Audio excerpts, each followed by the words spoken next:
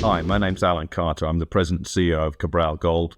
We have an advanced gold project in Brazil. We currently have inferred and indicated resources of over 1.2 million ounces, and we recently released a PFS study on an initial starter operation to mine and process the oxide material at Cuiú. Alan, good to see you. Good morning. And yeah, just want to talk about the 43101 and what it tells us. Let's start with that because I want to get into the kind of commercial realities of the opportunity in front of you. Okay, Matt. Well, as you know, October the 21st, we released the results on this small little starter operation. Now, we have a two-stage development plan for the Cuiú project. It's an enormous project area. In fact, it's a district. We've got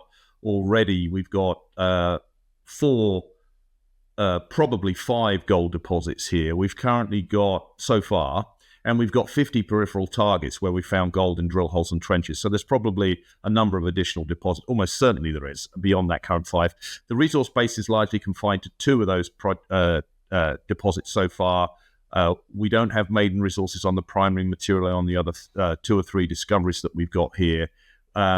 We've been drilling some amazing holes on a number of projects, targets within that district, particularly this new Mashishi Northeast discovery that we've got, where earlier this year we drilled 11 meters at 33 grams. So it is a district scale project, but that creates a challenge for us in that how do you actually bring enough dollars to bear to fund the amount of drilling and a large amount of drilling to significantly test all these targets within our district? We think the best way of doing that is, rather than continuing to dilute the capital structure of the company and raising money every 12 months through issuing shares at a price we have no control over, the price obviously is dictated by market conditions. We think a better way to solve this problem of really determining how much gold we've got within this district is to be self-funding. And what we want to do is mine and process the weathered material, which is sitting on top of our gold deposits. It was essentially mud. Technical term for it is a saprolite. It's 60 meters deep. So this little PFS is just based on the mining and processing, heap leach processing of this saprolite initially. That's going to, looks like it will throw off quite a lot of cash and will allow us to then jump to or self-fund quite an aggressive drill program that will grow the global resource base. So that's the strategy. Okay, so I understand the strategy. So you say, don't judge me on this 43101. This is solving for a problem, which is the fact that the exploration funding market is broken. Is that what you're saying? Yeah. This 43101, this PFS is on a small little starter operation. So it's not comparable with most studies that you're going to see out there in that they are based on the full project. The full project here that we have is going to be much, much larger. What we need to do is get into production as fast as we possibly can and start generating some cash so that we can fund all that drilling that we need to do. So it's a modest, small little project. You know, the CAPEX here is only 37 million US, and we purposely kept it small because, you know, as you're aware, and we were talking earlier, that most projects that you see have CAPEXs of sort of hundreds of millions of dollars. You know, our market cap is about 50 million Canadian dollars. So that a project that size is not something that we would be able to tackle, and that most companies are not able to tackle given the valuations that we've currently got in the sector. So, you know, we're cognizant of that. Start small, start making money, and start feeding that money back into an aggressive drill program with self-funding, and there's no further dilution to the capital structure. Okay, makes sense. Makes great lot of sense in this market. And I want to get onto the kind of district component in a second, because I need to believe that that's real, that there is a district-wide opportunity. But first, let's look at the matter at hand, the stage one, the starter project for non-dilutory finance. This 43101, you've been sort of hitting sort of 1 gram and below type numbers, and then more recently finding this much higher grade, this 33 grams per ton type stuff as well. Which numbers are in the 43101? Which numbers are not? And will you be revising these numbers at any time to help us understand the economics? Yeah, the global resource here, Matt, hard primary rock material and the weathered material. The global resources here inferred and indicated just over 1.2 million ounces. This PFS is on the economic viability of mining a portion of the oxide ounces. So within that 1.2 million total, there's about 320,000 ounces of oxide material, that's broken out into 170,000 ounces of indicated currently and 150,000 ounces of inferred. A PFS study is a bit different to a PEA. You cannot include in a PFS inferred ounces. They don't reach the requirements for a PFS. So we've had to focus on just the indicated ounces and a portion of the indicated ounces. That we could put within a pit. And so, there's a lot of the upshot of that is there's a lot of upside, particularly with all these inferred ounces that need more tighter drill spacing.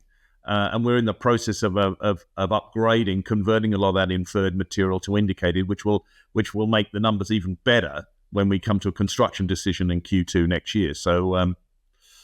So look, it's very exciting for us. We think we've got a pathway to production and being self-sustaining. Obviously, it's a very, very difficult environment for junior explorers and junior miners in terms of access to capital. So we think we've got a route off the what I call that hamster wheel of continually raising money, diluting the capital structure, drilling, and et cetera, et cetera. I think that's a road to nowhere. Okay, remind me of the numbers that in terms of the IRRs at the moment. Yep. And if you think you can improve them, before you need to go out to market for funding for the CAPEX. We assumed a base case of $2,250 gold. As you know, gold is trading right now a little bit below 2,700 an ounce. But at $2,250 gold, the post-tax IRR of this project is 47.3%. And I did a little analysis of 30 or 40 companies, as I think I told you last time, prior to the release of the PFS study that suggested the average IRR for these types of projects, or not startup projects, but larger projects, was just 27%. So this is sort of quite a lot higher than most studies, the economic studies that you're going to see in this industry. At CAPEX 37 million, NPV at 2250 is around about 25 million bucks. So it's relatively modest to start with. At 2,700 gold, the IRR jumps up to 82, almost 83% IRR. So the payback is around about a year, and the after-tax NPV is more like $50 million. So around about a 5-year mine life, 20,000 ounces or so a year. But I think this is already moved quite a bit because the PFS, and we just filed the final 430-page report last week, but the PFS is based on all the drilling that we had up until mid-August. So we've done quite a lot of drilling since then. So it's already out of date, and we're continuing to drill. And as I said, the primary objective of that drilling is to convert as much of this inferred material to indicated. So we are going to be revising the mine plan, and that will flow through, obviously, to even better NPVs and IRRs moving in the short term here. So it's a very interesting time for us. We've already got a great little project on the basis of the existing 43-101, which we released, but it's going to continue to grow. Okay, so we're walking so that we can run here. So gold price, difference in 2,200 versus 2,700, that radically changes margins and economics. Higher grades, more ounces into indicated will help as well. So I guess you're somewhat positive about the IRR improving significantly as well. Yeah, look, we know that within the inferred resource base, and as I said earlier, none of the inferred ounces we could include in the PFS. You can consider inferred ounces in a PEA, but this is a higher level and more stringent study than a PEA. We already know there's a lot of inferred material of very good grade. So, the infill drilling, we're very optimistic that a lot of that material will come into the indicated status, allow us to revise the mine plans, and it will be a bigger project here, a bigger starter operation. Still be a starter operation, but it'll grow. Right. So this is not the main prize. This No. is, how do I stop diluting myself and my shareholders? That's it. That's all that this is. Correct, Matt. Walking so that you can run. Okay. I think the other thing to bear in mind here is the current market cap of this company is about 35 million US. We've got 1.2 million ounces. So one way of looking at that is to say, well, okay, that's about when you subtract the cash, it's just over $25 an ounce in the ground. But 35 million US is also, that's the profit. It's equivalent to the profit that this operation will make in year one and subsequent years. It should make 20,000 ounces a year. Average all-in sustaining cost is currently, according to PFS, is about $1,200 an ounce. If gold's at 2,700, you've got a margin there of about $1,500 an ounce. So, you're knocking on our market cap in terms of profit per year. So, there's a real opportunity. I think what that means is there's an opportunity for companies like ours, and there aren't that many companies like ours that are contemplating a starter operation. We're very fortunate. This project's very unusual in that it does have this district scale opportunities, district scale in size. And we've got, as I said, 50 places where we've got gold in drill holes, trenches, etc., outside the known deposits. But it's got this weathered cap, or as I call, series of blankets, where over millions of years the rock has weathered to mud, and it's still got the gold in it, and it's 16 meters thick. Now that material is incredibly cheap to mine because there's no drilling and blasting. It's not hard rock. All we need is an excavator and some trucks. Similarly, most gold mines are obviously crushing and grinding that material to get the gold out. We don't need to crush and grind this material because it's mud. We need to add some cement. We know it leaches very well. We've done the metallurgical test work. So, the costs and risk associated with mining this material are much lower than most other gold mines around the world. Right. Okay. So projects like this have lower CAPEX because it's a sort of less risky mining process, less risky processing Very process. Simple. Yep. Very simple stuff. Okay, let's jump onto the main prize, right? I'm going to say, to me, that sounds like a smart way of actually financing in this market the company and getting the cash in to get after the main prize. So we've talked lots about the kind of district-wide opportunity ahead of you, but sometimes district-wide opportunities are, again, a massive drain on resources. Have you got an idea of how you get after the kind of phase 2 part of the project? Yeah, we've got a very good idea. We've got a plan in terms of how we expand the current resource. As I said, we're starting with a global resource that we've already drilled off about 1.2 million ounces. I think the other thing, before I comment on the upside potential here of the district, I think that the important thing, there's a couple of important points I would make here that we haven't mentioned in this interview, but are very important to realize. Number one, we are immediately next door to G Mining's Tocantinzinho mine. That mine was commissioned in September of this year. Next year, it will be the third largest gold mine in Brazil, knocking out about 200,000 ounces a year. And as you remember, I was involved in the discovery of that project, that gold deposit 20 years ago. So I know a little bit about this district. We have the project next door to it. Cuiú Cuiú has a estimated historic production during the Placer Gold Rush days in the 1980s that is 10 times larger than Tocantinzinho. There's a lot more gold come out of the Cuiú Cuiú area, at the streams at least, for some reason. Also, we found Cuiú Cuiú in the same manner that we found Tocantinzinho, in that we did a soil grid, and the soil anomaly at Tocantinzinho is about 1 kilometer across, and we drilled underneath it and found a 2 million ounce plus gold deposit. The equivalent soil anomaly at Cuiú Cuiú is 7 kilometers long and is still open. And there's half a dozen peripheral occurrences at Tocantinzinho, which G Mining are exploring now, looking for additional resources. We've got 50 peripheral targets. So, based on everything I know about this part of the world, I'm very optimistic about the ultimate size of the Cuiú Cuiú project size. And so let's talk about what the potential is. I think you can break it down into several areas, Matt. The first thing is, what's the potential to add ounces to the existing gold deposits that we have on the project? Now, we have 2 main gold deposits here so far with resources on, Central and MG. If you look at the deck on the website, you'll see there's some block models there.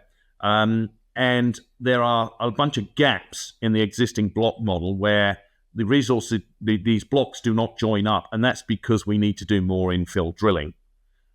We believe, and our consultant engineers believe, that those blocks are continuous blocks of mineralization. And so by doing some infill drilling on both the MG and gold deposits, we should be able to add some significant ounces and expand that resource base on those 2 gold deposits, which are 5 kilometers apart. Now, beyond that, we've got these 2, arguably 3 new discoveries at Cuiú, namely PDM, Mashishi Main, and now this new Mashishi Northeast target, where, as you mentioned, that we drilled 11 meters at 33 grams. Now, we've done enough drilling on all 3 of those to really know that we've got continuous bodies for hundreds and hundreds of meters. We've done some drilling and trenching on those things. We don't have maiden resources on the primary material. We know more about the oxide, because obviously we're very interested in adding oxide ounces to the starter operation. But we're hopefully, depending on how much work we're able to do next year in terms of exploration drilling, hopefully we'll be in a position to declare maiden resources on all 3 of those. And then beyond that, we've got 50 targets where we found gold either in boulder fields or in drill holes or in trenches. And just to give you some example of some of the results we've got on those 50 peripheral targets, Matt, we've got a target that is 500 meters south of the central gold deposit. We've got 4 holes into it. One of those holes cut 27 meters at 6.9 grams. There's a good chance it's the extension to the central gold deposit.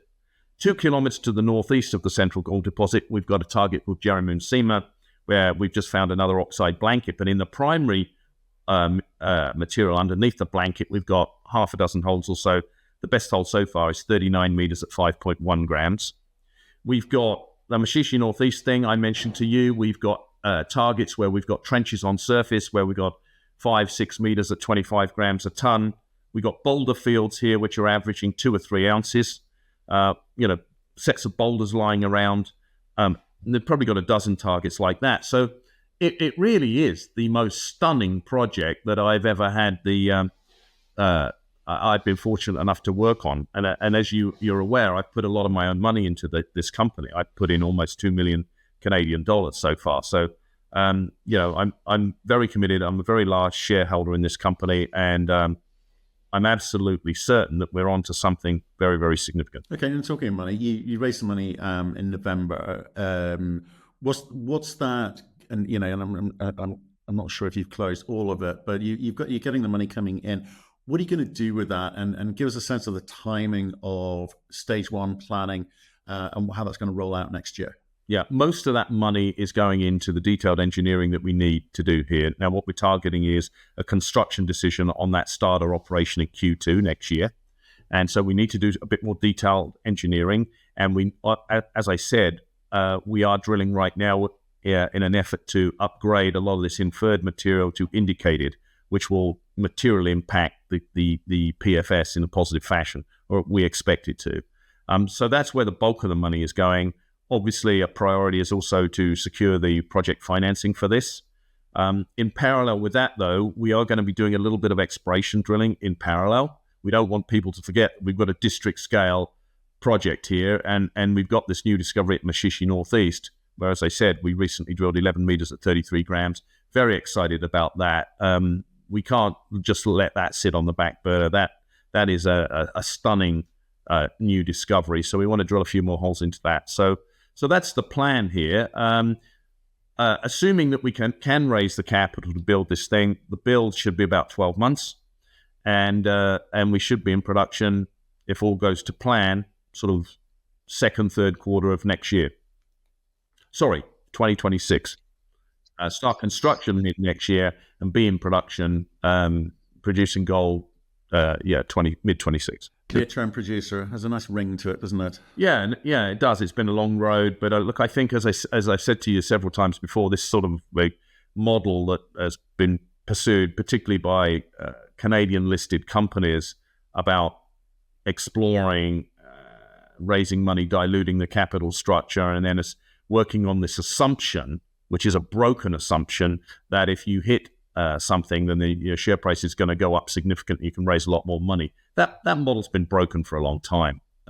So we want to get away from that, be in control of our own sort of destiny, so to speak, and be self-funded. We don't want to be worried about having to raise money every sort of 9 to 12 months. Yeah, I think it's been interesting sort of seeing the companies that have reacted. Or so one, appreciated the fact that the model is broken. Two, reacted and come up with a plan to take control, or try and take as much control as possible of that funding solution. We shall see how you get on next year, sir.